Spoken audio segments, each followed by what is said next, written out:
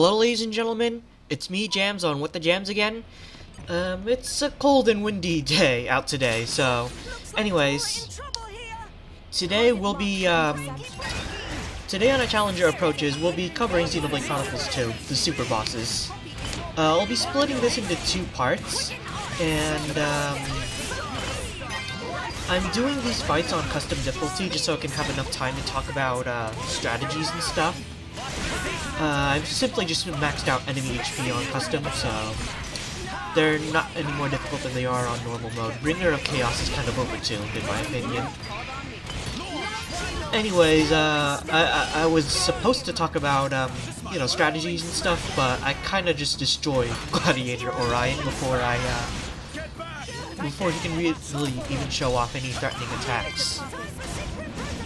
But for those of you playing for the first time, he's a Chroma Katana type. So his attacks hit hard, and he can evade some of your moves too with his own arts. When he gets enraged, he can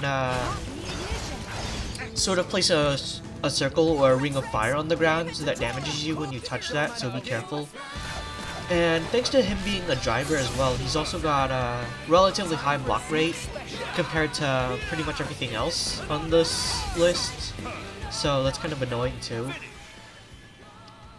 I mean, you wouldn't be able to tell, but Orion is generally regarded as the hardest of the super bosses in the base game. Anyways, in terms of builds, you do not have to be as optimized as I am. In fact, even my build is not really super optimized, but I'm using Tora and Poppy Cutie Pie, and Poppy Cutie Pie, for a few reasons, is pretty much undisputedly the strongest blade in the game. For one, she has 6 aux cores worth of slots, thanks to skill RAM, which means not only can she be really customized in depth, she basically has more equipment slots than every other blade in the game. So, where do we go next? And because of that, you can stack a bunch of damage multiplier skills on her, and that's why her damage output is absolutely absurd. Now, the basic build that I'm using for Cutie Pie is a fusion combo build. I mean, it's an all-purpose build at the moment, but I'll get to that in a bit. Anyways, Reeking Douglas is probably the easiest of the super bosses.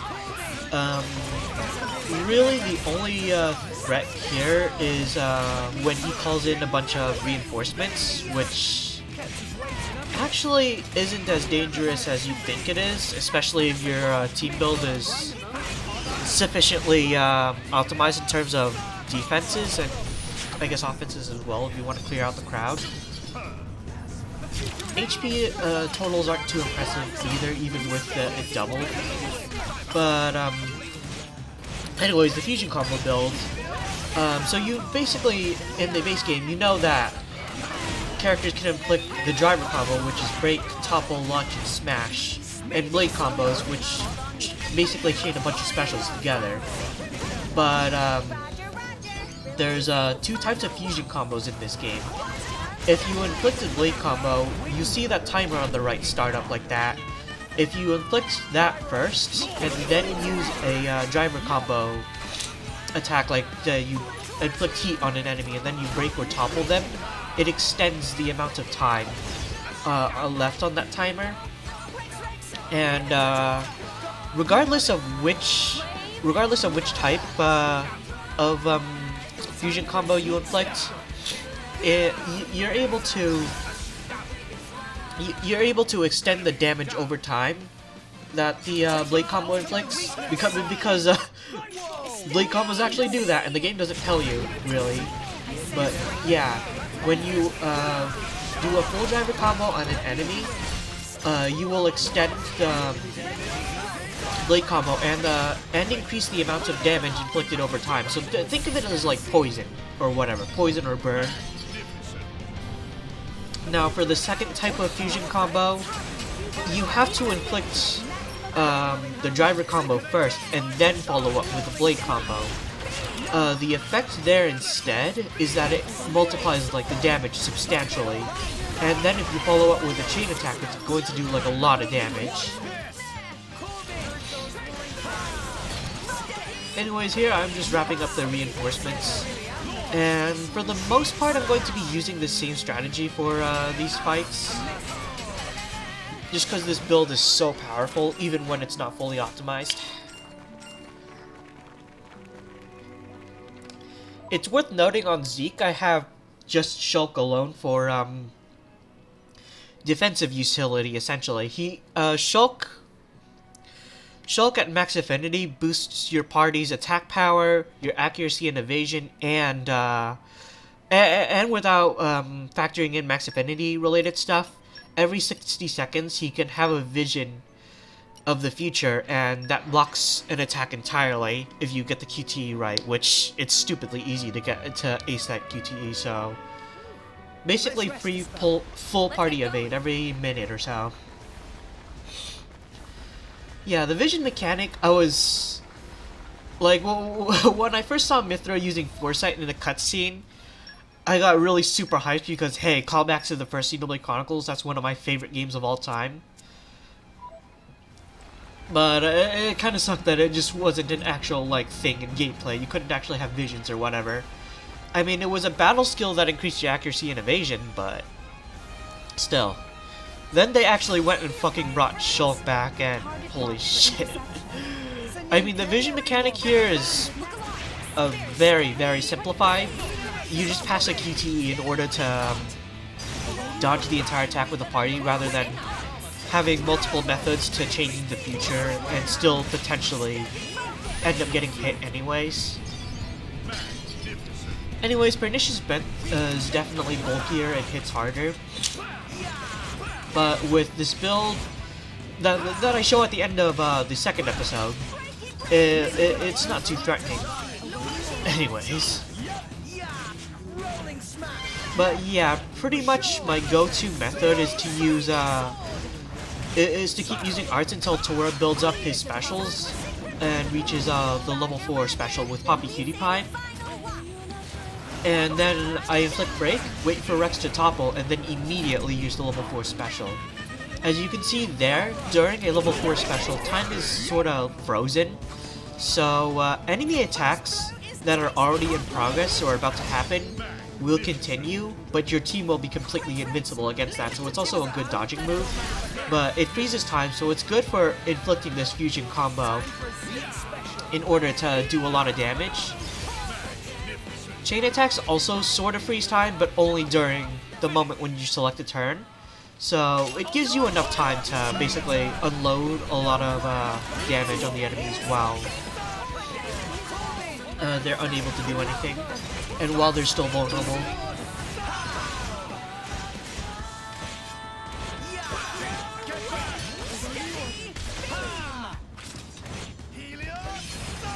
But yeah, this build, again, it's not optimized. I'm using just the basic heat stage of the blade combo instead of volcano, which goes earth and then fire. Just because I haven't really prepared a blade that can do that yet. I mean, I have all the rare blades, but I haven't fully maxed out their charts yet. But the volcano stage of the blade combos, for whatever reason, has the highest damage over time ratio in the game. Meaning, you have a high starting amount of damage dealt over time, and then it'll rapidly increase as you keep inflicting smash on the enemy over and over again, to the point where it's possible to make it so that you're doing the damage count every second. Just you're not even doing, it's just ticking over time for the damage cap every second, and that's pretty crazy.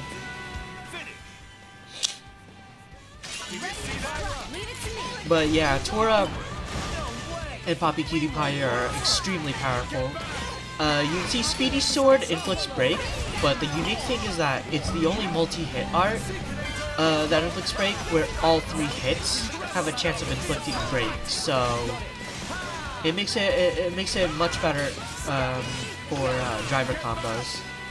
Tora also has launch too, so that means he can do the entire driver combo on his own if he switches over to Poppy Alpha and QT. But I don't bother doing that because the other two are basically just stat sticks for Cutie Pie.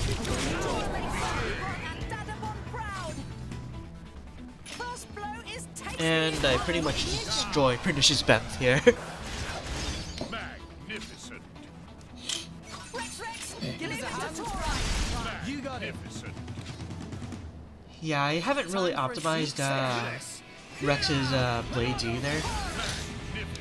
Now, I think if I used the Volcano DLT, it would probably solve the problem of him switching out of Pyra every time I use the stage 1 blade combo.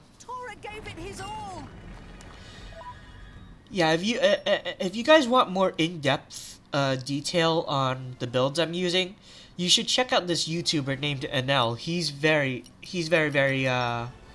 knowledgeable about this game, and he's also been able to speedrun a very challenging fights in the DLC. So you should definitely check his content out. Let's rest the spell. And now we're taking on Cloudsea King Ken, probably the biggest enemy in the game. Maybe aside from the final boss, I don't know, but Cloudsea King Ken definitely brings back memories of Xenoblade Chronicles X in terms of just raw enemy size. But really, he's no harder than the rest of the super bosses. Until you get to the challenge mode DLC anyway. But I guess just some things to note is that his tentacle attacks, you know, can inflict relatively high damage, especially lethal harpoon right there. I mean, I can heal it back up thanks to crit healing, but it is something worth noting. He can also inflict break, like right there. Now, he also has 2 special arts, Tentacle Storm and Cloud Breath, I think it was. Cloud Breath inflicts Stench, and Tentacle Storm pretty much inflicts Blowdown on your entire team repeatedly, so you just keep getting blown away, and you can't do anything during it unless you block it with a level 4 special or a chain attack. But I don't even give him the chance to do that this time around. You see, thanks to the fusion combo there, I pretty much just hit the damage cap on every single hit of that special there. That's ridiculous.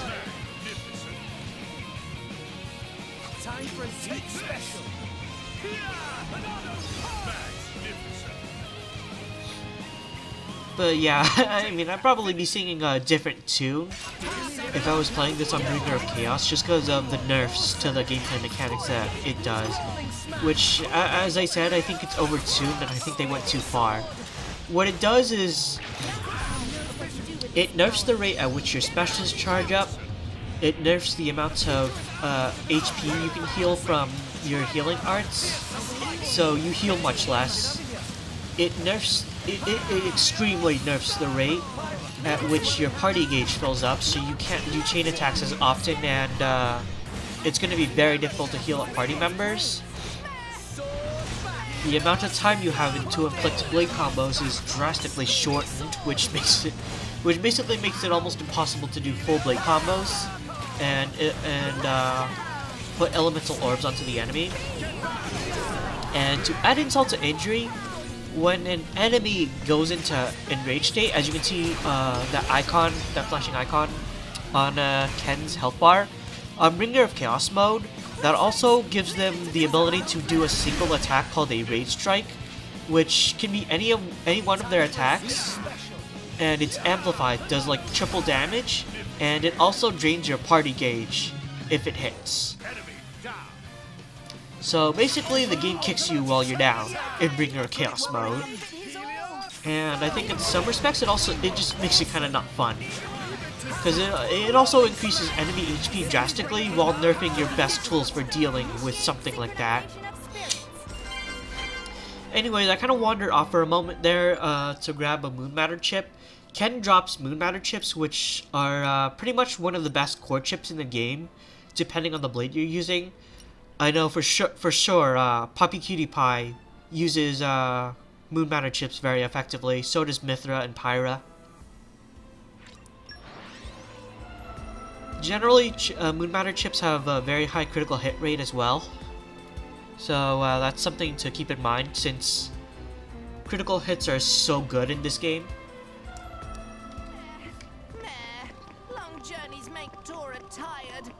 Where to, Master Pawn? Now, Mark 7 Arek has reinforcements here. He can also inflict status effects on you, like I believe Shackle Driver or Shackle Blade. Does high damage with Moonsault Sword and can also reduce the timer on your blade combos.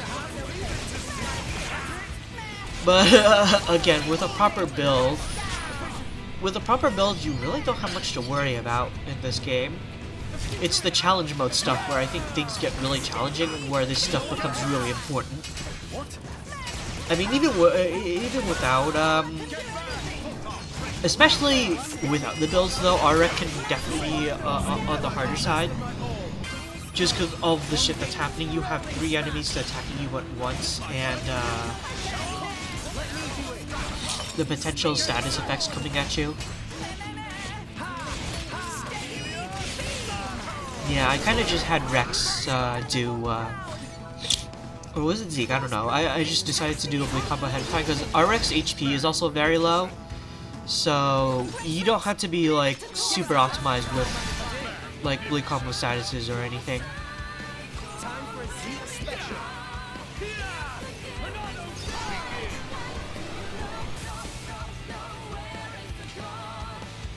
And he's down. Now I just gotta clean up the rest of the regular enemies in the game.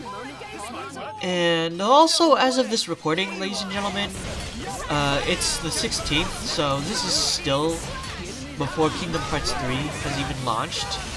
I mean, by the time this goes up, it'll probably be like February or even March, so the game will probably be out, and I'll probably have beaten it and be thinking about Sekiro Shadows Die Twice or Devil May Cry 5. Speaking of which, depending on how things go, I might have footage of those games too.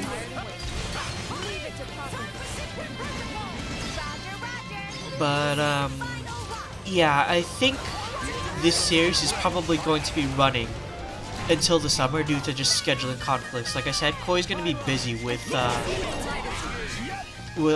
university, so it's going to be up to me to run this channel on my own for a while.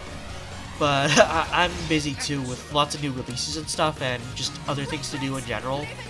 So this channel is going to be on the down low for a while, just uploading one episode of a Challenger Approaches each week. I might have some other videos and stuff in the future, so stay tuned for that. Did you see that? Whoa, nice! Yeah, there are 8 super bosses in Xenoblade Chronicles 2, and as you can probably tell by now, the enemies considered super bosses are all above level 99. This was also the case in the original Xenoblade Chronicles as well, but for as long as these games are, the first Xenoblade didn't have that much post-game content or whatever. The game just throws you into New Game Plus when you beat it, so this game at least lets you choose after you beat the game. They didn't even have New Game Plus yet until a patch added it in March, I think. Of March of last year. Anyways, for the next super boss, it's gonna be important that you have Reflect Immunity. Although I don't think I even give this boss a chance to inflict said status. But next time, ladies and gentlemen, we'll start off with Artifice Ophion. We'll see you next time, so please be sure to like, comment, and subscribe if you like what we do here. Just again, any support for this channel helps. And I guess I'll see you next time.